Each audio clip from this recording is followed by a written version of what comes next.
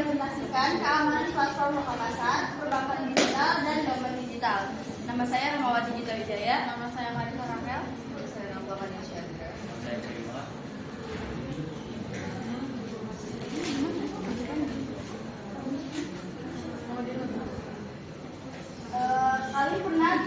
Kalian tahu gak sih aplikasi belanja kayak Shopee, Tokopedia, Bukalapak itu adalah contoh platform lokal pasar atau yang sering disebut juga marketplace. Biar digitalisasi platform lokal pasar menjadi bagian penting dalam kehidupan kita. Dengan kemudahan akses internet, siapapun bisa melakukan transaksi jual beli tanpa harus bertatap muka. Namun meskipun praktis, kita juga perlu waspada terhadap risiko keamanan yang bisa terjadi, terutama karena semua data dikirim secara online. Nah, yang satunya adalah keamanan platform lokal pasar. Dengan meningkatkan tuntutan untuk layanan yang lebih cepat dan akses yang lebih mudah, solusi keuangan digital memainkan peran penting dalam memodernisasi sistem keuangan dan memperluas jangkauan bisnis. Keuntungan lokal pasar ini menjangkau pasar secara luas, tidak memerlukan toko fisik, mengurangi biaya operasional, pembeli bisa membandingkan harga dan kualitas dengan mudah. Namun di balik kemudahan itu, terdapat tantangan besar terutama dalam hal keamanan pada pengguna. Nah, di sini ada pentingnya keamanan data dalam lokal pasar. Yang pertama ini melindungi informasi pribadi dan finansial.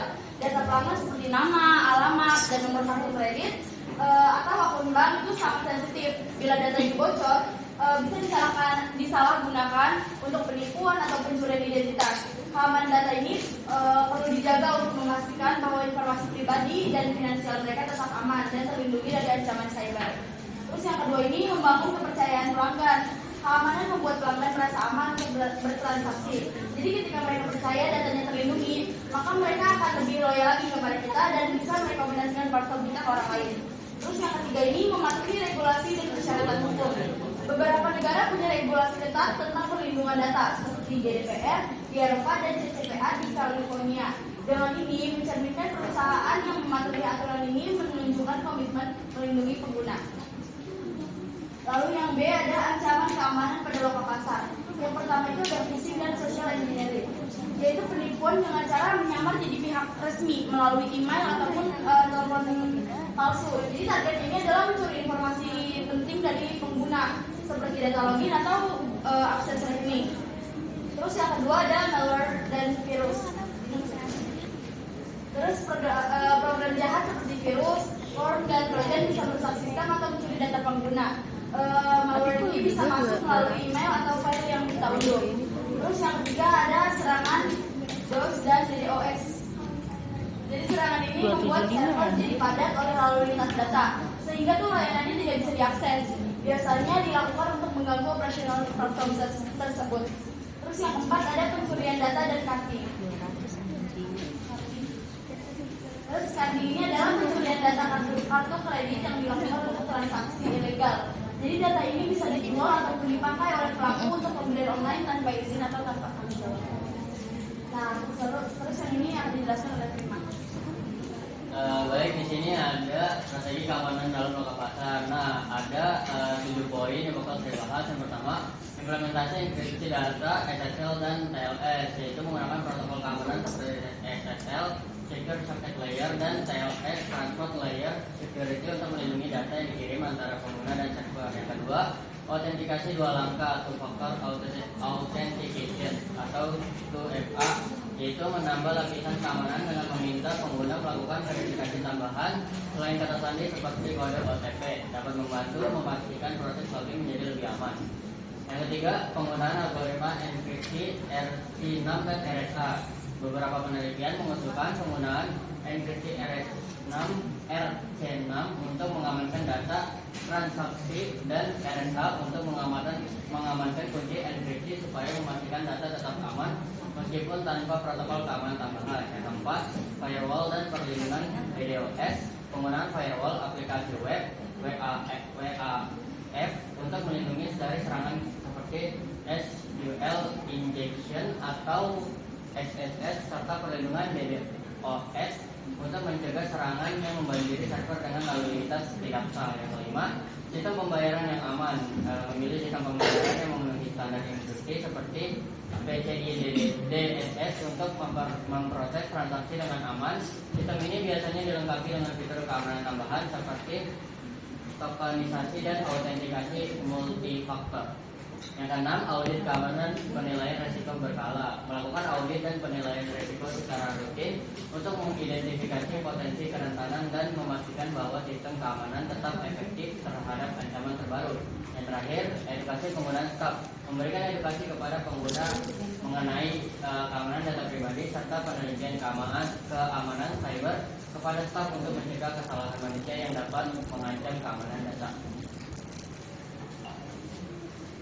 Lanjut yang kedua, keamanan platform perbankan digital. Dengan kesannya perkembangan teknologi, platform perbankan digital harus tidak hanya menyediakan layanan yang praktis, tetapi juga menjamin keamanan pengguna. Oleh karena itu, penting memahami aspek keamanan, potensi ancaman, dan strategi perlindungan untuk menjaga data serta transaksi dan digital tetap aman.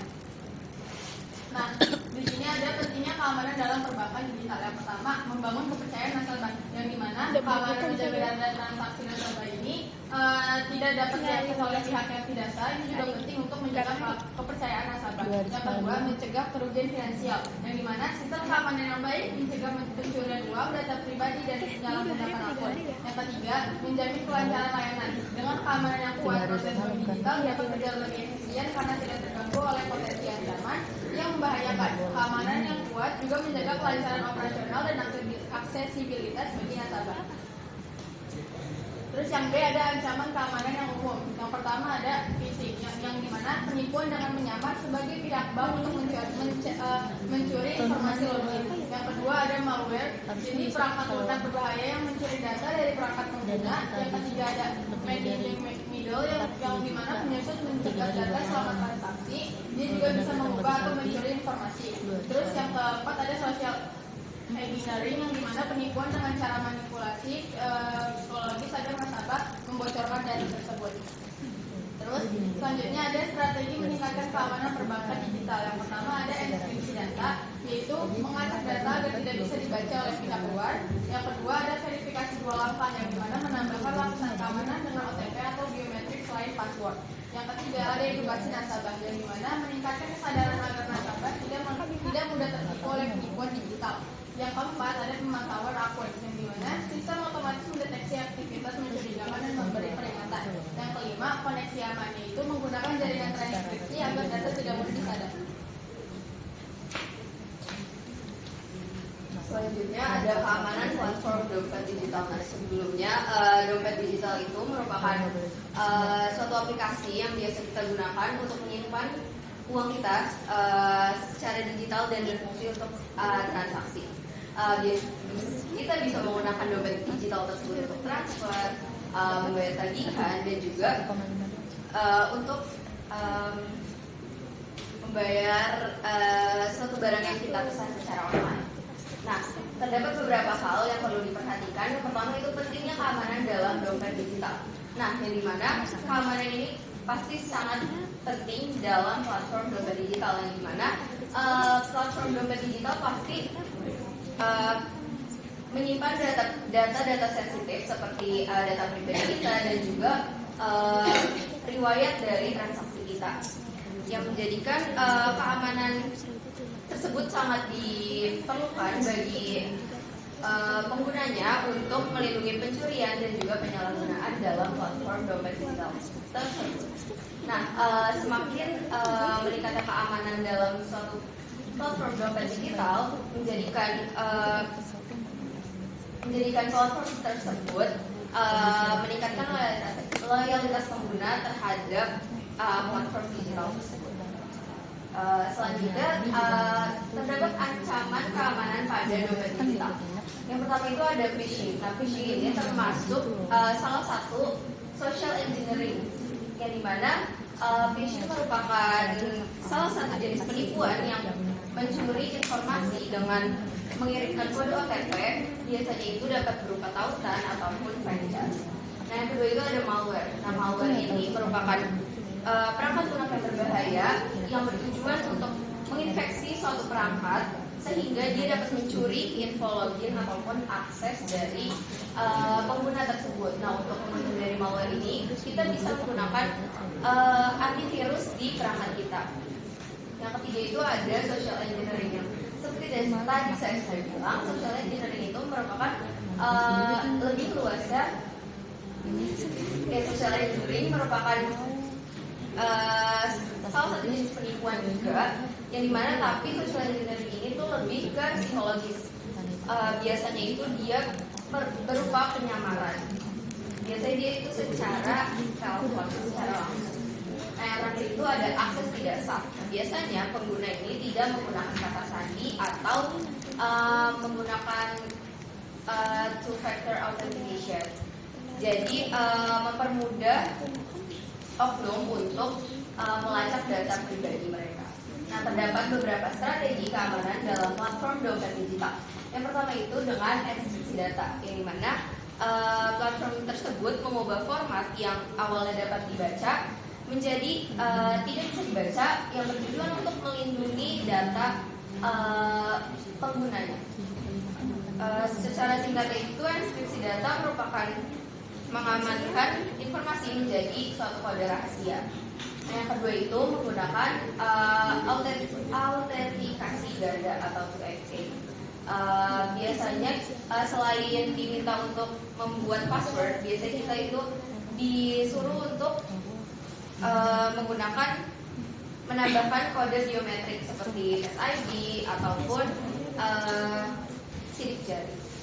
Yang ketiga itu ada pemantauan aktivitas. Nah, biasanya kalau di dalam dompet digital kan, kalau kita transaksi itu ada riwayat-riwayatnya. Nah, kalau biasanya ada suatu pola transaksi yang agak mencurigakan, tiba-tiba kita mentransfer atau mendapatkan transfer yang cukup besar, itu biasanya nanti platform digital tersebut akan kasih warning bahwa itu merupakan suatu tindakan yang mencurigakan. Yang terakhir itu ada edukasi pengguna. Nah, ini sangat penting, yang dimana pengguna harus lebih aware terhadap ancaman-ancaman keamanan yang terdapat pada suatu dompet digital seperti phishing, malware, social engineering, dan lain sebagainya.